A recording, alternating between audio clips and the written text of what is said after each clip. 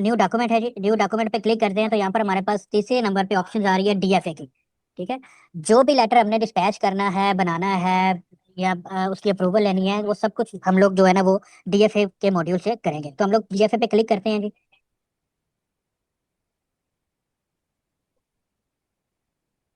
तो ये बेसिकली ये हमारा डीएफए मॉड्यूल ओपन हो चुका है जी। सबसे पहले ये राइट साइड पे आप लोगों को ये ड्राफ्ट लेटर, ये यहाँ पर जो भी हम लोग टाइप करेंगे वो हमारा एक ड्राफ्ट उसका प्रीव्यू आता रहेगा। ठीक है जी। सिमिलरली आज रात को हाँ जी। ऑफिस स्टार्ट करते हैं जी, हम लोग इन्फॉर्मेशन पुट करते हैं जी। हमारे पास ऊपर डीएफए का टैब भी आ रहा है, नोटिंग का टैब भी आ रहा है, डॉक्यूमेंट का भी आ रहा है, जनरल इन्फॉर्मेशन का टैब भी है, और सेव ड्राफ्ट का भी टैब है। हम लोग अपना डीएफए प्रिपेयर करते हैं। डीएफए प्रिपेयर करने के बाद हम लोग देखते हैं कि जी ये इन बटन्स का क्या काम है। सबसे पहले हमारे पास ऑफिस फ्रॉम एंड एड्रेस की फील्ड है। अच्छा, अगर आप किसी फाइल के अगेंस्ट डीएफए बना रहे हैं, या आप लोग एक डीएफए बनाते हैं, अक्सर डीसी ऑफिस में या अक्सर गवर्नमेंट ऑफिस में आप लोगों का फाइल नंबर होता है, मैनुअल आप लोगों ने लिखा होता है। ठीक है, तो अगर वो आप फाइल नंबर मेंशन करना चाहते हैं इस डीएफए में फॉर योर ईज, अपनी आसानी के लिए कि जी हाँ जी ये डीएफए इस फाइल से रिलेट करता है, तो वो यहाँ पर आप लोग मेंशन कर सकते हैं। ठीक है, ठीक है, ये बेसिकली फाइल नंबर है। नाम भी मैंडेटरी फील्ड नहीं है, अगर आप नहीं लगाना चाहेंगे तो ना लगाइएगा। ठीक है, लेकिन जस्ट आपको समझाने के लिए मैंने ये देखें फाइल नंबर जैसे ही टाइप किया है वो यहाँ पर आपको डिस्प्ले हो गया, यहाँ पर आपको फाइल नंबर जो है वो अवेलेबल होगा।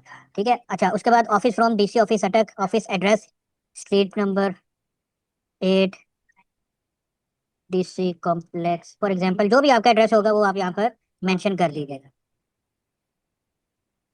ठीक है जी, अपना कॉन्टैक्ट नंबर जो भी आपका है, आई डोंट नो, वो जो भी आपका कॉन्टैक्ट नंबर होगा वो आप यहाँ पर मेंशन कर दीजिएगा।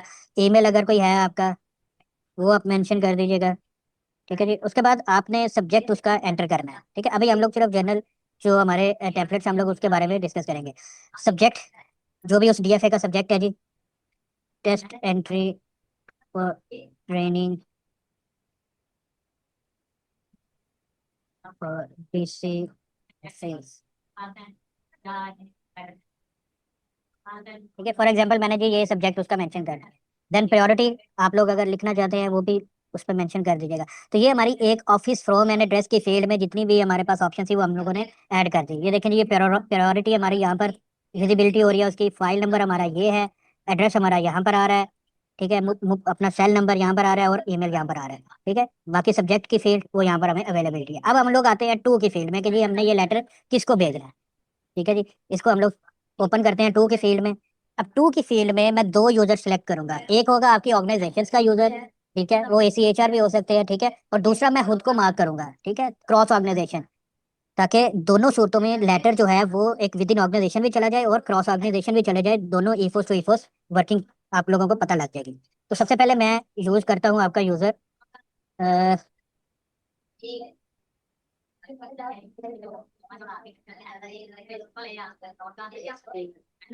HR and code. ठीक है जी, ये assistant commissioner HR and code को हम लोग ये लेटर एड्रेस कर रहे हैं। दूसरे नंबर पे मैं खुद को मार्क करता हूँ जी, पंजाब इंफॉर्मेशन टेक्नोलॉजी बोर्ड को सिलेक्ट करता हूँ जी। ये आगे किसी भी ऐसी ऑर्गेनाइजेशन में, ये सारी की सारी ऑर्गेनाइजेशन ईफोस का पार्ट है। ठीक है जी, ये सारी की सारी ऑर्गेनाइजेशन में ईफोस चल रहा है। यहाँ पर आप लोगों की जितनी भी कम्युनिकेशन होगी वो ईफोस की ईफोस होगी। ठीक है जी, तो आपने अगर क्रॉस ऑर्गेनाइजेशन मार्क करना है तो आपको यहाँ से उस ऑर्गेनाइजेशन को सिलेक्ट करना पड़ेगा। सिलेक्ट करने के बाद आपने जो भी उनका यूजर होगा, जिस भी यूजर को आपने एड्रेस करना होगा वो यहाँ पर आप लोग टाइप करेंगे। फॉर एग्जांपल अगर आप चेयरमैन पीआईटीबी को एड्रेस करना चाह रहे हैं तो ये देखिए मैंने सिर्फ चेयर लिखा है तो ये नीचे फैसल यूसुफ साहब का नाम आ गया। ठीक है जी, तो यहाँ से आप लोग जिस भी यूजर को सिलेक्ट करना चाहेंगे आपको पहले डिपार्टमेंट उस ऑर्गेनाइजेशन को सिलेक्ट करना पड़ेगा, फिर उनके यूजर्स को सिलेक्ट करना पड़ेगा। अगर आपने अपना कोई यूजर सेलेक्ट करना फिर आपको डिपार्टमेंट सेलेक्ट करने की जरूरत नहीं है। ठीक है जी, मैं यहाँ पर बजाय चेयरमैन के मैं खुद को सिलेक्ट करता हूँ जी, नवीद डॉट असलम। ठीक है जी, ये देखें जी ये मेरा यूजर आ गया है। मैं इसको मार्क करता हूँ। ये देखें जी पहले नंबर पर मेरे पास असिस्टेंट कमिश्नर आ गए हैं जी, दूसरे नंबर पर मैं खुद आ गया हूँ। ठीक है, अगर आपने इन दोनों यूजर्स को कोई अलग अलग डायरेक्शंस भी देनी है या अलग कमेंट्स मेंशन करने हैं तो वहाँ यहाँ पर आप लोगों के पास ये देखें रिमार्क्स की फील्ड आ रही है। ठीक है जी, तो वो आप रिमार्क्स में भी मेंशन कर सकते हैं। टेंशन, ठीक है जी, ये देखें मैंने एसी साहब के यूजर के आगे उनके रिमार्क्स में ये लिख दिया जी फॉर योर अटेंशन प्लीज। ठीक है, अपने इसमें मैं लिख देता हूँ जी FNA। ठीक है, तो ये दोनों यूजर्स को आप लोग अलग अलग रिमार्क्स में ऐड कर सकते हैं। उसके अलावा अगर आप चाहते हैं कि जो सेकंड नंबर पे जो यूजर है वो पहले पे चले जाए, पहले वाला दूसरे पे चले जाए, तो यहाँ से आप लोग उसको ऊपर नीचे कर सकते हैं। फॉर एग्जांपल ये एरो दूसरे नंबर पर जो यूजर है मैं उसको कहता हूँ पहले नंबर पर चला जाए, तो मैं इस एरो पे क्लिक करूंगा तो ये पहले नंबर पर ये यूजर ये देखें मेरे पास उस चला गया है। ठीक है जी। अगर मैं इसको डाउन लेके आना चाहता हूँ दोबारा तो मैं यहाँ से उसको डाउन भी कर सकता हूँ। ठीक हो गया जी। अच्छा अब फॉर एग्जाम्पल ये लेटर जाना है जी 3 यूजर्स को। दो तो हो गए हमारे ईफोस के यूजर्स, क्योंकि असिस्टेंट कमिश्नर के पास भी ईफोस है, मेरे पास भी ईफोस है। तीसरा यूजर जो है वो है जी एमसीबी बैंक का मैनेजर, वहां पर ईफोस नहीं चल रहा, लेकिन आपने एड्रेस करना है उसको। जहां पर आपके पास ऑप्शन है टू मैनुअल एंट्री। ठीक है जी। आप लोग खुद से उसकी मैनुअल एंट्री करें। ब्रांच मैनेजर एमसीबी बैंक अटक। ठीक है जी। ये आप राइट करें, इसको ऐड यूजर करें, तो तीसरे नंबर पर मेरा ये यूजर ये देखें यहाँ पर आ चुका है। ठीक है। आल्दो के इसको ईफोस टू ईफोस लेटर जाएगा नहीं, वो मैं बताता हूँ बाद में कि यहाँ इसको लेटर कैसे जाएगा। ठीक है। लेकिन हमने अपने लेटर पे पूरा लिखना है, जिसको भी एड्रेस जा हो रहा है वो लेटर या जाएगा, वो सारे के सारे यूजर जो ईफोस पर हैं वो तो इधर से सिलेक्शन हो जाएगी, जो ईफोस पर नहीं है उनको आपने यहाँ पर मैनुअल एंट्री करके ऐड यूजर करेंगे तो यहाँ पर वो डिस्प्ले हो जाएंगे, यहाँ पर वो ऐड हो जाएंगे। उसके बाद ये आपने देखना है कि ये इनेबल ऑटो पैरा हमारा ठीक है, टेम्पलेट्स हमारे पास जनरल हम लोग अभी उस पर वर्किंग करते हैं। ठीक है जी। अब आते हैं हम लोग, ये हमारी टू की फील्ड भी कंप्लीट हो चुकी है जी, दो फील्ड हमारी कंप्लीट हो चुकी है। तीसरी पे आते हैं जी ड्राफ्ट कंटेंट पे। ड्राफ्ट कंटेंट पे हम लोग टाइप करते हैं जी लेटर अपना जो भी बॉडी होगी उसकी, refer to subject cited above, the information pertains to above referred pertains to that above subject case is examined and found in order। अच्छा अब आप चाहते हैं कि जी इस लेटर के साथ नेक्स्ट्स भी कुछ आप लगाना चाहते हैं। ठीक है। कोई फाइल आपने लेटर के साथ भेजनी है, तो ये आपके पास बटन है ऊपर डॉक्यूमेंट्स का।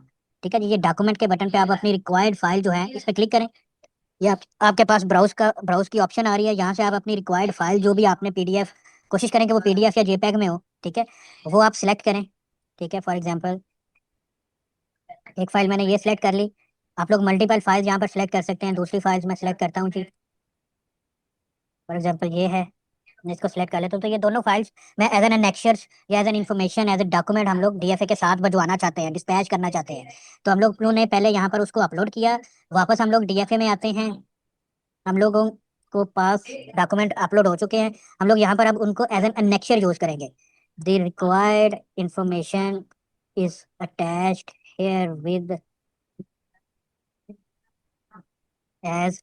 अच्छा ये आपने जिस भी पैराग्राफ में आपने नेक्चर लगाना है, सबसे पहले आपने डॉक्यूमेंट्स को अपलोड करना है, डॉक्यूमेंट के टैब पे जाके उसके बाद दोबारा डीएफए में आना है। जहां पर भी जिस जगह पर आपने नेक्चर लगाना है अपने कर्सर को वहां पर रखें। ये आपके पास अटैच नेक्चर का बटन है। ठीक है। एक बात जहन में रखिएगा, डॉक्यूमेंट अपलोड तो कर दिया आपने डॉक्यूमेंट टैब पर जाके, अगर आप नेक्चर नहीं लगाएंगे डीएफए के साथ आप नेक्चर नहीं लगाएंगे तो वो लेटर डीएफए के साथ वो नेक्चर्स नहीं जाएंगे, वो खाली लेटर जाएगा आपका। नेक्चर लगाना लाजमी है अगर आप चाहते हैं कि वो इस लेटर के साथ एड्रेस को जाए। ठीक है। नेक्चर नहीं लगाएंगे तो वो डॉक्यूमेंट नहीं जाएंगे, बेशक आपने अपलोड कर दिए हुए हैं। ठीक है जी। अटैच नेक्चर पे क्लिक करें तो ये देखें ये वो दोनों डॉक्यूमेंट्स हैं जो मैंने अभी अपलोड किए हैं। मैं इन दोनों को सिलेक्ट करता हूँ या इनमें से कोई एक सिलेक्ट कर देता हूँ। ठीक है। फॉर एग्जाम्पल ठीक है, ये मैंने सिलेक्ट किया। अब वो कह रहा है कि आपने नेक्चर का डिस्प्ले नेम क्या देना है, क्या नाम रखना है आपने इसको एज एन नेक्चर। मैं कहता हूँ जी ये नेक्चर ए का नाम देता हूँ। ठीक है। ऐड करता हूँ जी, तो ये देखें जी मेरे पास ये नेक्चर लग गया। ठीक है। अब दूसरे पैरा में मैं मजीद इसको कहता हूँ जी as per your provided information attached as. अब मैं दोबारा दूसरी फाइल को नेक्स्ट करता हूँ जी, इसको नेक्चर be the information found in order. ठीक है। फॉर एग्जांपल ये दोनों फाइल हमने एज एन नेक्चर अपने बॉडी में अपने कॉन्टेंट में हमें डीएफए में अटैच कर दी है। ठीक है जी। ये हमारा लेटर तैयार हो चुका है। ठीक है। आप मजीद इसमें टेबल भी ऐड करना चाहते हैं, आप उसमें टेबल भी ऐड कर सकते हैं। ठीक है। अच्छा जी अब हमारा ड्राफ्ट कंटेंट भी कंप्लीट हो चुका है। अब हम चौथी फील्ड में आते हैं जी, कार्बन कॉपी में कौन जाएगा और सिग्नेटरी किसके साइनों से ये लेटर डिस्पैच होगा। अच्छा जी हम लोग यहाँ से सिग्नेट, जैसे हमने टू की फील्ड में ये दोनों यूजर सेलेक्ट किए हैं, हमारे पास सीसी में भी वही ऑप्शन अवेलेबल हैं। ठीक है। सीसी में अगर आप रखना चाहते हैं फॉर एग्जांपल डीसी साहब को, डिप्टी कमिश्नर अटक को, तो हम लोग उनको सीसी में रख देते हैं। अगर सीसी आप क्रॉस ऑर्गेनाइजेशन रखना चाहते हैं, फॉर एग्जांपल आप चाहते हैं जी चीफ सेक्रेटरी साहब को या किसी और सेक्रेटरी साहब को आप लोग रखना चाहते हैं, तो यहाँ से उनके डिपार्टमेंट को सिलेक्ट कीजिएगा। और उनका यूज़र टाइप कीजिएगा तो यहाँ पर उनकी क्रीडेंशियल्स, उनका यूज़र अकाउंट जो है वो डिस्प्ले हो जाएगा और उसको आप सिलेक्ट कर सकते हैं। फिलहाल अभी हम लोग डीसी अटक साहब को सीसी में रखते हैं, ठीक है। अच्छा, उसके बाद सिग्नेटरी के ये किसके साइनों से जाएगा, क्योंकि अभी हमने सिर्फ एसएनए साहब के साइन अपलोड कर दिए हैं, सिर्फ आपको दिखाने के लिए हम लोग कहते हैं कि जी ये एसएनए साहब के साइनों से ही लेटर जाए, ठीक है। तो जैसे ही हमने एसएनए लिखा है, आप डीसी साहब को भी सिलेक्ट कर सकते हैं यहाँ पर, ठीक है। डिप्टी कमिश्नर साहब मतलब आपने स्टैंप बनानी है ना, अप्रूवल वो बाद में देंगे, ठीक है। तो आप जिसकी भी साइनों से वो लेटर जाएगा, आप उसको यहाँ से उसको सिलेक्ट कर सकते हैं। मैं कहता हूँ जी ये एसएनए साहब के ही साइनों से जाए, ठीक है। तो ये देखें, ये नीचे एसएनए साहब की स्टैंप बन गई है। यहाँ पर अगर आप चेंज करेंगे, आप कहते हैं कि नहीं यार ये किसी और के साइनों से जाए, तो मैं ये डिप्टी कमिश्नर साहब के साइनों से अगर मैं कहता हूँ जी ये डिप्टी कमिश्नर अटक, तो ये देखें ये उनकी स्टैंप बन गई है, ठीक है। तो आप यहाँ से जिसके भी साइनों से ये लेटर जाएगा, जो भी अपने अपने ऑफिस में ये डीएफए बनाएगा, जाहिर है वो पीए बना रहा होगा या पीएस बना रहा होगा, रीडर बना रहा होगा, तो वो अपने ऑब्वियसली वो साहिबान की स्टैंप सेलेक्ट कर सकते हैं यहाँ पर। ठीक हो गया जी। तो ये एक लेटर हमारा प्रिपेयर हो चुका है। मैं इसको इसका प्रीव्यू भी आपको दिखा देता हूँ, ये किस तरह नजर आएगा। अभी देखें, आपने सिर्फ अभी रिव्यू में सिर्फ स्टैंप आएगी आपके पास, एसएनए साहब के सिग्नेचर नहीं आएंगे। एसएनए साहब के सिग्नेचर डिस्पैच जब हो जाएगा लेटर, उस वक्त आप लोगों को विजिबल होंगे, ठीक है। अभी आते हैं उस तरफ। तो ये वो लेटर है जो अभी हमने ड्राफ्ट तैयार किया है, ठीक है जी। अच्छा, अब हम लोग इसको अप्रूवल के लिए भेजते हैं जी। फॉर एग्जांपल हम लोग असिस्टेंट कमिश्नर को ही एचआर एंड कोड को अप्रूवल के लिए इसको भेजते हैं। तो ये देखें जी, मैंने ऊपर टैब आपको बताए थे कि ये आपका नोट डीएफए का टैब है, नोटिंग का है, डॉक्यूमेंट तो आपको पता है डॉक्यूमेंट लगे हैं। अब हम लोग आते हैं नोटिंग में, क्योंकि आप जब भी डीएफए हार्ड फॉर्म में पेपर पे बनाते हैं, उसका प्रिंट निकालते हैं, फाइल में रख के, उसकी रेलिवेंट फाइल में रख के, फिर आप अपने ऑफिसर को की टेबल पे लेके जाते हैं कि सर मैंने डीएफए बना लिया है, इसको आप काइंडली देख लें एक नज़र और साइन कर दें। तो हम लोग भी नोटिंग के टैब पर क्लिक करते हैं। यहाँ पर हम लोग मेंशन करते हैं जी DFA is prepared and submitted for your kind crucial and approval print, ठीक है। ये एक पैराग्राफ हम लोगों ने मेंशन कर दिया है। अब ये आपका नोटिंग का कंटेंट है, ठीक है। अगर आप चाहते हैं कि जी आपने अपने नोटिंग के साथ जस्ट फॉर इंफॉर्मेशन पर्पसेस भी कोई फाइल आपने या कोई अटैच करने हैं, वो भी आप यहाँ से एज एन एनेक्चर अटैच कर सकते हैं। देखें, नोटिंग के साथ भी आप एनेक्चर अटैच कर सकते हैं, डीएफए के साथ भी आप एनेक्चर अटैच कर सकते हैं। फर्क क्या है दोनों में? जो एनेक्चर आप नोटिंग के साथ अटैच करेंगे वो नोटिंग के साथ फाइल में रह जाएंगे, जो अनेक्चर आप डीएफए के साथ अटैच करेंगे वो डीएफए के साथ डिस्पैच होकर कंसर्न ऑफिसर तक पहुंच जाएंगे, कंसर्न एड्रेसी तक चले जाएंगे। जो आप अनेक्चर नोटिंग के साथ लगाएंगे वो फाइल में ही रहेंगे, ठीक है जी। ये फर्क है दोनों में। अच्छा, ये मैंने अपना टेक्स्ट नोटिंग टेक्स्ट जो है वो मैंने लिख लिया है। यहाँ से मैं इसको ऐड पैराग्राफ करता हूँ, ठीक है जी। ऐड पैराग्राफ मैंने किया है, तो ये देखें मेरे पास व्यू नोट की ऑप्शन है, मैं इस पर क्लिक करता हूँ तो ये मेरा पैराग्राफ नंबर पहला जो है वो आ चुका है। अगर मैं दूसरा पैराग्राफ भी इस पर लिखना चाहता हूँ, submitted for your signature please for example, ठीक है। तो ये मैं दूसरा पैराग्राफ ऐड पैराग्राफ करूंगा तो ये मेरा सेकंड पैराग्राफ ऐड हो चुका है, ठीक है जी। आप यहाँ से उसको एडिट भी कर सकते हैं, अगर कोई पैराग्राफ आप रिमूव करना चाहते हैं यहाँ से आप लोग रिमूव भी कर सकते हैं। यही वर्किंग आपकी फाइल्स पर है, ठीक है। जब आप उसको किसी को फाइल प्रिपेयर करेंगे तो यही वर्किंग सिमिलर नोटशीट आप लोगों को फाइल में भी अवेलेबिलिटी उसकी होगी। अच्छा जी, अब लोग हम लोग आते हैं, हमारा डीएफए काम भी हो गया, नोटिंग भी हमने कर ली, डॉक्यूमेंट भी अटैचमेंट कर लिए। अब हम लोग आते हैं जनरल इन्फॉर्मेशन पर। जनरल इन्फॉर्मेशन में हम लोग उस फाइल का सब्जेक्ट लिखेंगे। ये फाइल का सब्जेक्ट होगा जो आपके इनबॉक्स में रह जाएगी आफ्टर डिस्पैच, ठीक है। ये डीएफए का सब्जेक्ट नहीं है, ठीक है। तो हम लोग लिखते हैं जी test file for E for training session, ठीक है जी। ये अब हम लोगों ने जनरल इन्फॉर्मेशन पर जाकर उस फाइल का सब्जेक्ट भी मेंशन कर दिया है। अब हमने यहाँ पावर टू की फील्ड में उन ऑफिसर को सेलेक्ट करना है, उनका यूजर आईडी सेलेक्ट करना है जिनसे हमने इस डीएफए की अप्रूवल लेनी है, ठीक है। तो मैं कहता हूँ जी ये assistant commissioner HR and code को मैं मार्क कर रहा हूँ, आल्दो के वो टू की फील्ड में है। वो मैंने जानबूझ के उनको टू की फील्ड में रखा है ताकि जब लेटर डिस्पैच हो जाएगा मैं आपको दिखा सकूं कि ये लेटर उनको कैसे नजर आएगा, ठीक है जी। मैं कहता हूँ कि जी ये पावर टू की फील्ड में मैंने जो डीएफए बनाया था उस यूजर को सिलेक्ट करना है जिससे आपने उसकी अप्रूवल लेनी है। तो मैं assistant commissioner HR and code को सिलेक्ट करता हूँ, ठीक है जी। और यहाँ से सबमिट के बटन पर मैं उसको क्लिक कर देता हूँ। जैसे ही मैं सबमिट के बटन पर क्लिक करूंगा तो सिस्टम कहता है जी do you want to submit record. मैं कहता हूँ जी बिल्कुल, assistant commissioner HR and code को मैं ये डीएफए ये फाइल भिजवा रहा हूँ डीएफए की अप्रूवल के लिए, ठीक है। ओके करता हूँ जी। तो ये मेरा डीएफए जो मैंने बनाया था ये असिस्टेंट कमिश्नर एचआर की के लॉगिन में डैशबोर्ड में लैंड कर चुका है। अब मैंने आपको बताया था, हमें कैसे पता लगेगा कि जी ये वाकई वहां तक पहुंच चुका है या नहीं पहुंच चुका। तो मैंने आपको बताया था कि आपके असाइंड के कार्ड में सेंट आइटम में वो अवेलेबल होगा। तो हमने फाइल भेजी है अभी, मैं फाइल के कार्ड पे क्लिक करता हूँ, सिर्फ ये देखने के लिए, कंफर्म करने के लिए कि ये लेटर उन तक गया भी है या नहीं गया, ये फाइल उन तक गई भी है कि नहीं, फॉर अप्रूवल ऑफ डीएफए।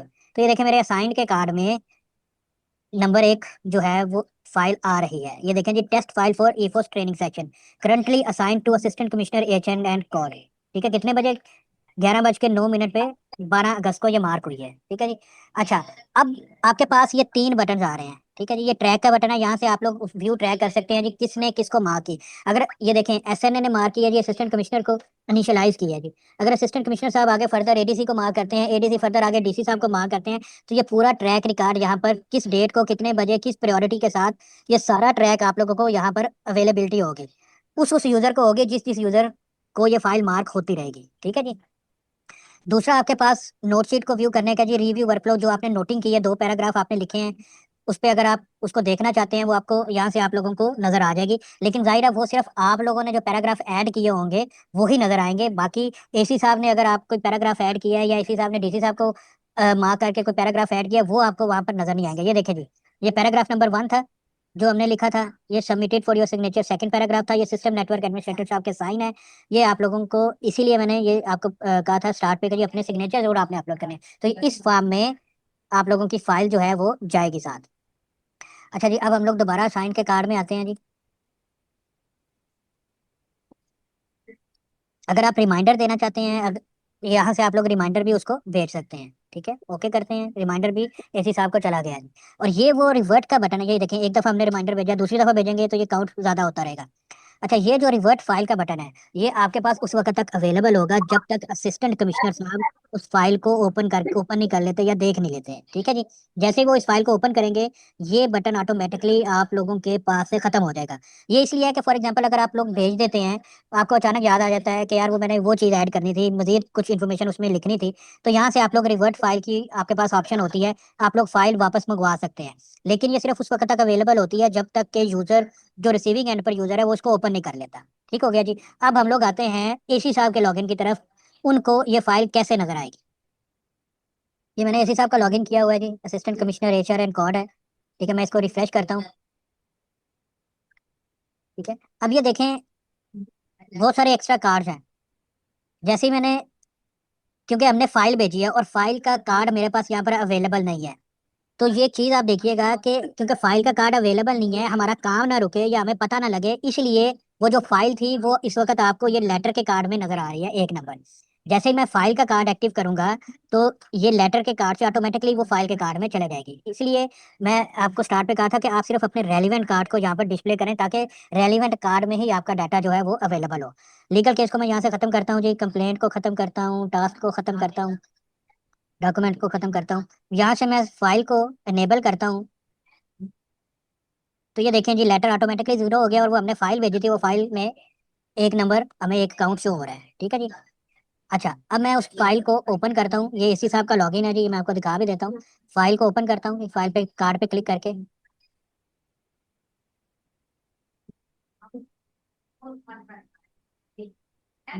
तो ये देखें उनके न्यू के कार्ड में एक फाइल आ रही है जो हमें मार्क किया, फॉरवर्ड बाय, किसने फॉरवर्ड की थी, सिस्टम नेटवर्क एडमिनिस्ट्रेटर ने, कितने बजे की थी, किस डेट को की थी, वो सारा रिकॉर्ड यहाँ पर आ रहा है।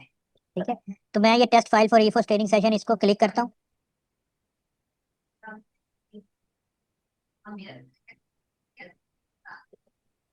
ये देखें जी, ये बेसिकली नोटशीट आपकी आ गई, एक साइड पे नोटशीट है। ठीक है जी। और दूसरी साइड पे वो डीएफए है, ड्राफ्ट फॉर अप्रूवल, जो हम लोगों ने बनाकर एसी साहब को भेजा है फॉर अप्रूवल के लिए। ठीक है, हो गया जी। अच्छा, अब एसी साहब इसको रिव्यू करते हैं, पढ़ते हैं। ठीक है, वो कहते हैं नहीं यार, ये सेकंड जो 3rd पैराग्राफ है ना, यहाँ पर मजीद इन्फॉर्मेशन ऐड करनी चाहिए। अच्छा, उनके पास ऑप्शंस हैं, वो खुद भी इसमें चेंज कर सकते हैं। ठीक है जी, वो खुद भी इसमें चेंज कर सकते हैं। फॉर एग्जांपल ये मैंने सबमिट का लफ्ज लिखा है। ठीक है,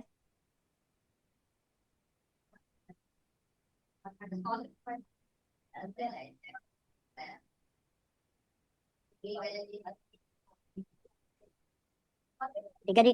फॉर एग्जांपल ये मैंने एडिशन किया है उसमें, वो खुद भी कर सकते हैं। अगर डेफिनेटली वो खुद नहीं करना चाहते, वो आपको फोन पे भी या आप डायरेक्शन दे सकते हैं, या वो आपको यहाँ पर नोटिंग पैराग्राफ में भी लिख सकते हैं कि जी एज डिस्कस प्लीज ऐड फ्ला फ्ला information in the DFA and resubmit. अच्छा, फॉर एग्जाम्पल वो लिखते हैं कि जी as discussed please add the required information and resubmit the DFA. अच्छा, अब ये पैराग्राफ उन्होंने लिख लिया है, अब ये पैराग्राफ उधर ऐड करेंगे। ये देखें जी, थर्ड पैराग्राफ हो जाएगा एसी साहब के स्टेम्प्स के साथ। अब उनके क्योंकि सिग्नेचर नहीं है, अदरवाइज उनके सिग्नेचर यहाँ पर शो हो रहे होते हैं एसटी की जगह। तो ये थर्ड पैराग्राफ, ये देखें आप अपनी हार्ड फॉर्म में जो आपकी वर्किंग हो रही है, बिल्कुल सिमिलरली नोटशीट वैसे ही चल रही है। ठीक है जी, थर्ड पैराग्राफ आ गया जी, please add the required information AC साहब की तरफ से। वो लिखने के बाद बगैर डीएफए अप्रूव किए वो सिर्फ और सिर्फ यहाँ से उसको सबमिट कर देंगे, क्योंकि बाय डिफॉल्ट फॉरवर्ड टू की फील्ड में जो बंदा हमें लेटर या फाइल मार्क करता है, भेजता है, उसका बाय डिफॉल्ट एड्रेस आ रहा होता है, तो हमें उसको सिलेक्शन करने की जरूरत नहीं होती। तो हमने थर्ड पैराग्राफ ऐड किया है और सिंपल सबमिट का बटन दबाएंगे तो ये file with this third paragraph और डीएफए, ये फाइल वापस एसएनए साहब को मार्क हो जाएगी और फर्दर नेसेसरी एक्शन जो उन्होंने डिस्कस किया है कि रिक्वायर्ड इन्फॉर्मेशन ऐड करें।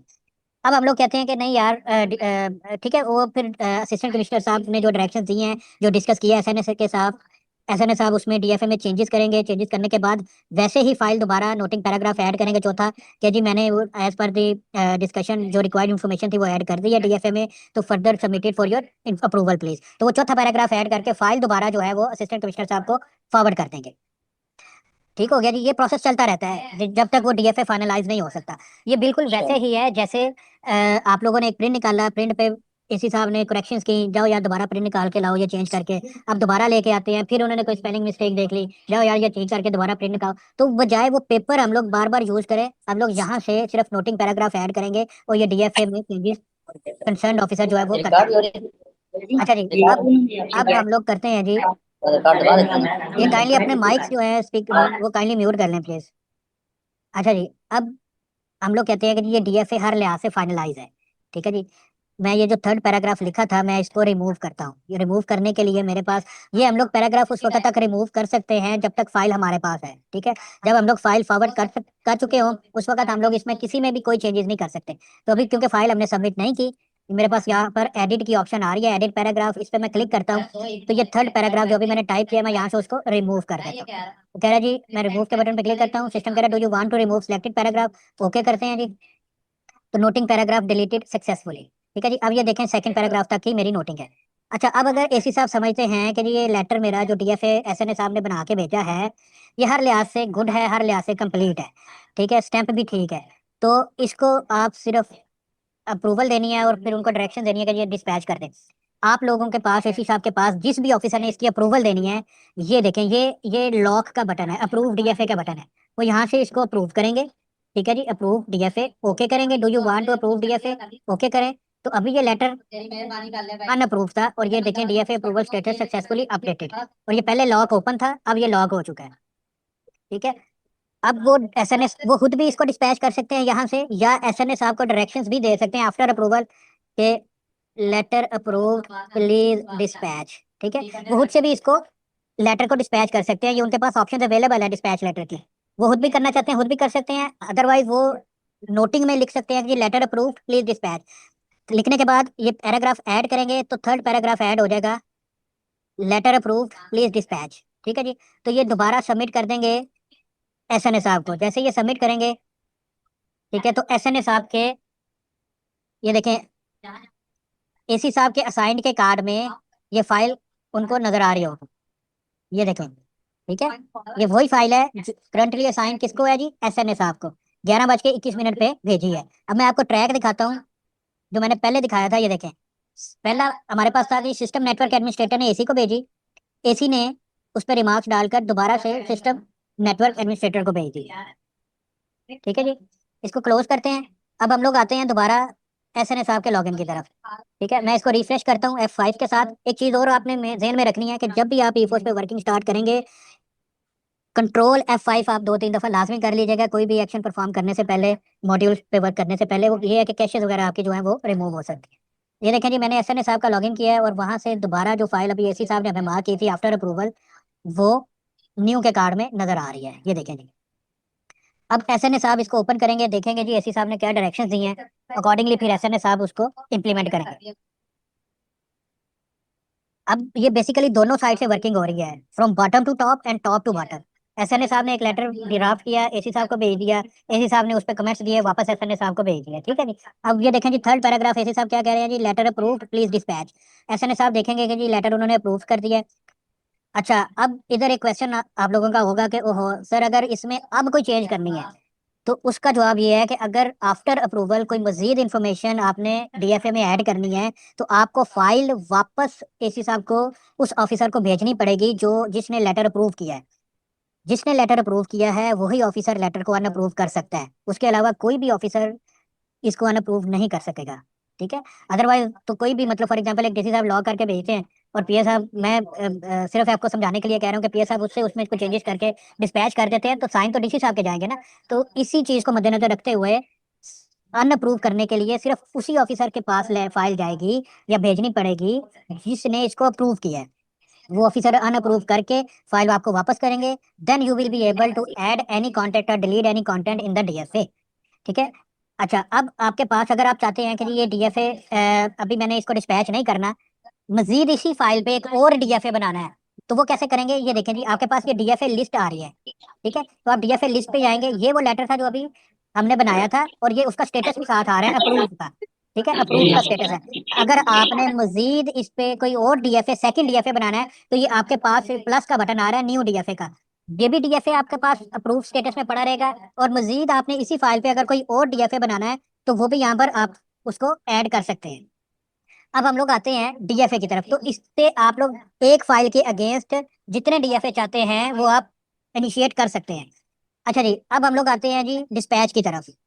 ये लेटर एड्रेस है assistant commissioner HR and code को, सीनियर प्रोग्राम मैनेजर जो कि मैं हूँ पीआईटीबी को, और एक ब्रांच मैनेजर एमसीबी बैंक के। आपके पहले दो यूजर ईफोस का पार्ट हैं, थर्ड यूजर आपका ईफोस का पार्ट नहीं है, ठीक है। ये हमने मैनुअल एंट्री की थी, आपको अगर याद हो तो।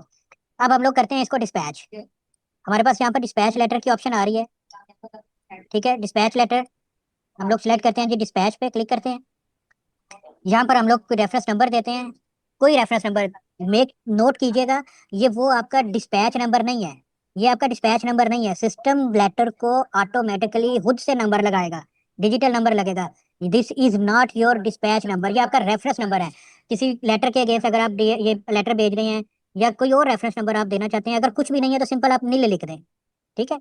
और यहाँ से आप प्रायोरिटी सेट करके सिंपल आप इसको सबमिट करें। तो जो जब आप सबमिट करेंगे, तो ये जो लेटर अप्रूव्ड है, ये असिस्टेंट कमिश्नर साहब को भी चला जाएगा, मुझे भी आ जाएगा, और ये लेटर आपके डिस्पैच होने के बाद आपके इस कॉरेस्पॉन्डेंस में ऑटोमेटिकली आके सेव भी होगा और एज एन ऑफिस कॉपी, ठीक है जी। अभी हम लोग इसको डिस्पैच करते हैं जी, सबमिट करते हैं, और फिर मैं आपको बताऊंगा कि ये जो थर्ड बंदा है, ब्रांच मैनेजर एमसीबी बैंक, उसको कैसे लेटर भेजना है, ठीक है जी। अभी हम लोग इसको सबमिट करते हैं जी, do you want to submit record, okay करें जी।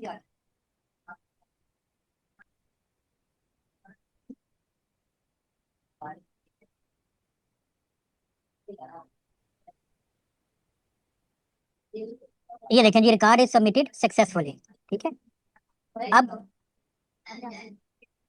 अब ये देखें, अब मैंने कहा था कि डीएफए डिस्पैच हो जाएगा, फाइल आपके अकाउंट में पड़ी रहेगी, ठीक है जी। डीएफए आपका डिस्पैच हो चुका है, फाइल आपकी आपके डेस्क पर पड़ी है, ठीक है। फाइल तो नहीं ना साथ जाएगी, या आप फाइल थोड़ी भेजते हैं, आप तो लेटर ही भेजते हैं ना।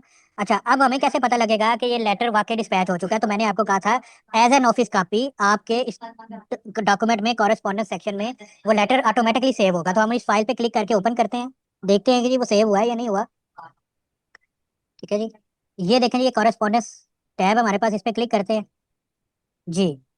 ये फाइल थी जो उस नेक्सस में हमने दो फाइल्स पहले अपलोड की थी, ठीक है। और ये वो हमारा लेटर है जो बेसिकली अभी हमने डिस्पैच किया, इस पे क्लिक करते हैं जी। ये ऑफिस कॉपी है आपकी, आपके अकाउंट में ऑटोमेटिकली आके सेव हुई है, ठीक है जी। ये देखें जी, ये वो लेटर है जो अभी हमने डिस्पैच किया है। ये सीसी में डीसी साहब के अकाउंट में भी जा चुकी होगी, बेशक आप वेरीफाई कर लीजिएगा उस सुफियान भाई यूजर से, ठीक है। और असिस्टेंट कमिश्नर साहब को भी ये डिलीवर्ड हो चुका है विद एन एक्शर्स, ठीक है, मुझे भी आ चुका होगा। अब बारी आती है इस बंदे को कैसा भेजना है, थर्ड थर्ड बंदे को। तो ये देखें जी, ये वो डिस्पैच नंबर ऑटोमेटिकली आपका लगा है, ठीक है। डीसी अटक पीआईटीबी के सेक्शन में आपने उसको रजिस्टर्ड किया होगा, ये ठीक नहीं है रजिस्टर्ड सुफियान साहब, बहरहाल मैं इसको दोबारा ठीक करवा दूंगा। डीसी अटक, और ये ओ स्टैंड फॉर आउटगोइंग, और ये आपका पहला डिस्पैच नंबर यहाँ से लगा है, ये आपका डिस्पैच नंबर है, ठीक है। ये सिस्टम ऑटोमेटिकली लगाता है, ठीक है, आपको खुद से डिस्पैच नंबर लगाने की जरूरत नहीं है। जिस लेवल पर यूजर रजिस्टर्ड होगा उस सेक्शन का, उस डिपार्टमेंट का सिस्टम ऑटोमेटिकली नंबर लगाएगा। क्योंकि एसएनए साहब पीआईटीबी डिपार्टमेंट के अंडर रजिस्टर्ड थे, इसलिए यहाँ पर पीआईटीबी आ रहा है। फैन भाई मैं आपका यूजर इसको ना चेंज कर दूंगा ताकि आप डीसी अटक के अंडर ही रहें। पीआईटीबी क्योंकि वो एक अलग से ऑर्गेनाइजेशन है, तो वो जो है वो कॉन्फ्लिक्ट रेज हो जाएगा।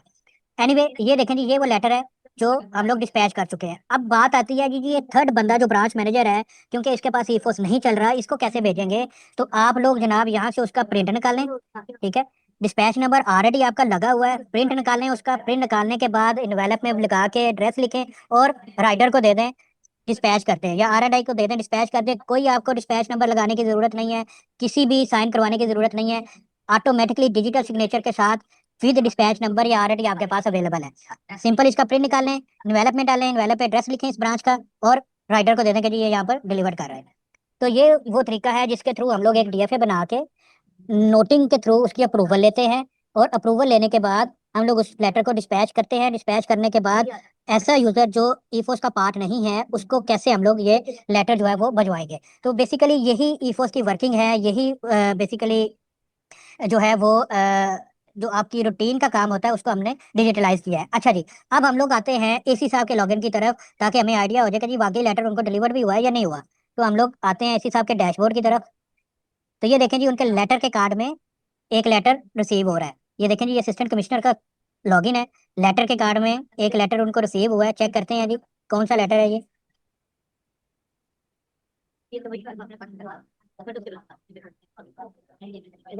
ये देखें जी, ये टेस्ट एंट्री है फॉर ई फॉर टीसी अटक। ठीक है जी, सिस्टम नेटवर्क ने बनवाया है और without involvement of RNI direct बनवाया है। ठीक है जी, वो इसको ओपन करेंगे लेटर को। कोई भी लेटर आपको अगर फ्रॉम टॉप टू बॉटम आपको मार्क होता है या किसी भी ब्रांच से आपको मार्क होता है, वो आपको लेटर के कार्ड में ही आएगा। यहाँ से आप लोग उसको ओपन भी कर सकते हैं, और ये एक क्विक, आपके पास क्विक रिस्पॉन्स का बटन है। ठीक है जी, यहाँ से भी आप लोग उसको रिस्पॉन्स कर सकते हैं। ठीक है, फॉर एग्जाम्पल अगर मैं क्विक रिस्पॉन्स के बटन पे क्लिक करता हूँ, ठीक है जी, यहाँ पर अगर आपको पता है कि जी किसको मैंने मार्क करना है, मल्टीपल फॉरवर्डिंग भी आप कर सकते हैं, या अगर उस लेटर का प्रीव्यू देखना चाहते हैं तो इस पर क्लिक करें। तो ये वो लेटर था, ये देखें पहला, ये वो लेटर है जो हमने भेजा। ठीक है, और ये तो साथ अनेक्शर से जो हमने लगाए हैं। अगर हम लोग डीएफए के साथ अनेक्शर ना लगाते तो ये अनेक्शर इसके साथ नहीं आने थे। अक्सर यूजर कहते हैं कि सर हमारे अनेक्शर डिलीवर नहीं हो रहे, लेटर जा रहा है अनेक्शर डिलीवर हो रहे। तो भाई मेरे वो डॉक्यूमेंट तो अपलोड आप लोग कर देते हो, लेकिन अनेक्शर नहीं लगाते। जब तक डीएफए के साथ अनेक्शर नहीं लगेंगे वो डॉक्यूमेंट नहीं जाएंगे। ठीक है, मैं ये बार बार इसीलिए रिपीट कर रहा हूँ ताकि कल को आप लोगों को भी ये सिनेरियो फील ना हो कि यार वो हमारा लेटर तो जा रहा है, डीएफए नहीं जा रहे, तो डीएफए अनेक्शर नहीं जा रहे, सॉरी। तो अनेक्शर उसी वक्त डिलीवर्ड होंगे जब आप डीएफए में अनेक्शर लगाएंगे। तो ये देखें, ये तीनों डॉक्यूमेंट जो हैं, लेटर भी और दोनों अनेक्शर भी मेरे डिलीवर्ड हुए हैं।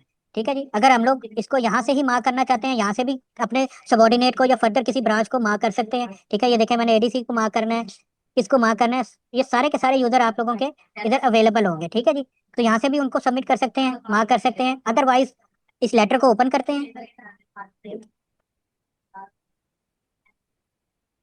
ठीक है जी,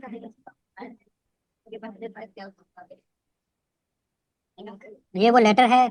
यहाँ पर हमारे पास ये देखें, जिसको भी हमने फॉरवर्ड करना है वो सारी की सारी डिटेल्स आपके ऑफिस की यहाँ पर अवेलेबल है। लेटर हम लोग सिर्फ और सिर्फ विद इन ऑर्गेनाइजेशन मार्क करेंगे। क्रॉस ऑर्गेनाइजेशन लेटर भेजने के लिए हमें डीएफए बनाना पड़ेगा। ठीक है जी, तो यहाँ से हम लोग कोई भी यूजर हम लोग अगर सेलेक्ट करते हैं एडीसी फाइनेंस एंड प्लानिंग को, for your information please remarks के साथ उनको, ये अभी एक यूजर को, अगर आप सेम लेटर किसी मल्टीपल यूजर्स को अपने ऑफिस में भेजना चाहते हैं तो यहाँ से आप लोग मल्टीपल फॉरवर्ड की ऑप्शन भी सिलेक्ट कर सकते हैं। कार्बन कॉपी में भेजना चाहते हैं, कार्बन कॉपी में भी आप लोग सिलेक्ट कर सकते हैं। ठीक है, किसकी तरफ से ये लेटर आया है, हमें एसएनए की तरफ से, वो यहाँ पर अवेलेबल होगी इन्फॉर्मेशन। ठीक है जी, तो यहाँ से आप लोग फॉरवर्ड कर सकते हैं फॉर फर्दर प्रोसीडिंग अपने लेटर्स को, या इसी लेटर के अगेंस्ट आप इनिशियलाइज डीएफए दोबारा से करना चाहते हैं इस लेटर के अगेंस्ट जो हमें रिसीव हुआ है, तो यहाँ से आप लोग इनिशियलाइज डीएफए भी कर सकते हैं। ठीक हो गया जी, तो दिस वाज, अच्छा जी, ये था एसी साहब का लॉगिन, ये आपकी ऑर्गेनाइजेशन के यूजर थे। अब मैं, क्योंकि मैं भी तो था उस लेटर में, मैं भी देखता हूँ कि मुझे लेटर ये डिलीवर्ड हुआ है क्रॉस ऑर्गेनाइजेशन या नहीं हुआ। तो मैं अपना लॉगिन करके भी आप लोगों को दिखा देता हूँ, just to make it sure कि वाकई क्रॉस ऑर्गेनाइजेशन में with the next e force to e force letter जो है वो डिलीवर्ड होते हैं। तो ये मेरा लॉगिन है जी। ठीक है, ये लेटर के कार्ड में देखें जी, मेरे पास जो रीड है वो 141 लेटर है, टोटल मेरे पास 142 लेटर्स अवेलेबल हैं, और एक लेटर अभी मेरे पास अवेलेबल है जो डेफिनेटली 100% आई एम श्योर कि वो यही लेटर होगा जो अभी हमने डिस्पैच किया है। जी ये देखें जी, test entry for E first training DC office अटक, किसकी तरफ से आया है? एसएनए साहब की तरफ से। मैं इसको ओपन करता हूँ जी, क्लिक करके सब्जेक्ट पे।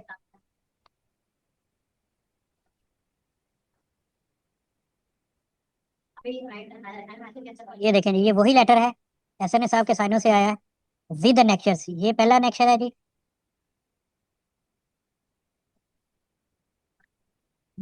ठीक है जी। और ये मेरा फॉर एग्जांपल दूसरा एनेक्शस था, जो मैंने दोनों लेटर के साथ अटैच किए थे। तो ये देखें, लेटर विद एनेक्शर यहाँ पर मुझे क्रॉस ऑर्गेनाइजेशन पे डिलीवर्ड हुए हैं। आपकी विद इन ऑर्गेनाइजेशन भी आ चुका है और मेरी क्रॉस ऑर्गेनाइजेशन भी, ये लेटर मुझे रिसीव हो चुका है। अच्छा, अगर आप इस लेटर की मजीद इन्फॉर्मेशन देखना चाहते हैं, इस डॉक्यूमेंट की, लेटर की, तो आप जनरल इन्फॉर्मेशन पर क्लिक करें, ठीक है, और आपके पास ये डॉक्यूमेंट इन्फॉर्मेशन है। डॉक्यूमेंट इन्फॉर्मेशन पर क्लिक करें तो आपको ये सारी डिटेल्स आ जाएगी, उस लेटर का सब्जेक्ट, उसका वर्कफ्लो नंबर, किसकी तरफ से आया है, ये हमारे ऑर्गेनाइजेशन का डायरी नंबर है, ये आपकी ऑर्गेनाइजेशन का डिस्पैच नंबर है, उसकी प्रायोरिटी क्या थी, नेचर क्या थी, ईच एंड एवरी इन्फॉर्मेशन यहाँ पर आपको अवेलेबल होगी। जनरल इन्फॉर्मेशन में डॉक्यूमेंट इन्फॉर्मेशन के टैब पर। ठीक हो गया। अब अगर यही लेटर, जैसे मैंने आपको कहा था कि जी इस पे कोई फर्दर नेसेसरी एक्शन रिक्वायर्ड नहीं है, मैं इसको क्लोज करना चाहता हूँ, तो आप इसको, लेटर को क्लोज भी कर सकते हैं। आपके पास ये क्लोज डॉक्यूमेंट की ऑप्शन आ रही है, ठीक है जी, क्लोज डॉक्यूमेंट की ऑप्शन है। मैं इस पे क्लिक करता हूँ, ठीक है जी, क्लोज डॉक्यूमेंट पे रिमार्क्स लिखता हूँ जी, no further action is required, ठीक है जी। तो ये मैं close status submit and next करूंगा, तो ये लेटर ऑटोमेटिकली क्लोज हो जाएगा, और ये मुझे मेरे क्लोज लेटर के क्लोज के कार्ड में अवेलेबल होगा ये लेटर। मैं आपको दिखा भी देता हूँ, डैशबोर्ड पे दोबारा क्लिक करता हूँ। एक क्लोज यहाँ पर आ रहा है, एक क्लोज ये क्रॉस के बटन से आ रहा है, इन दोनों से वो लेटर क्लोज नहीं होगा, वो वहीं पर रहेगा। आपको क्लोज डॉक्यूमेंट के ऑप्शन पे क्लिक करना पड़ेगा, तब जाके ये लेटर जो है वो क्लोज के कार्ड में आपको शो होगा। लेटर के कार्ड पे क्लिक करते हैं जी, और ये देखें जी, क्लोज के कार्ड में एक लेटर मेरे पास अवेलेबल है, और ये वही लेटर है जो मैंने अभी क्लोज किया है। ठीक है जी, test entry for E first training session DC office अटक। मैं इस पे क्लिक करता हूँ, ये अब स्टेटस देखें इसका जी, 12:08 पे मैंने इसको क्लोज कर दिया, with remarks no further action is required. किसने क्लोज किया है? मेरा नाम आ जाएगा, उसका रेफरेंस नंबर, उसकी सारी डिटेल्स, कौन कौन से डॉक्यूमेंट साथ है, लेटर्स में, और उसकी रिमार्क्स की हिस्ट्री क्या थी, वो सारी की सारी जो है वो मेरे पास यहाँ पर अवेलेबल होगी। ठीक है जी, मैं इधर से डाउनलोड भी उनको कर सकता हूँ।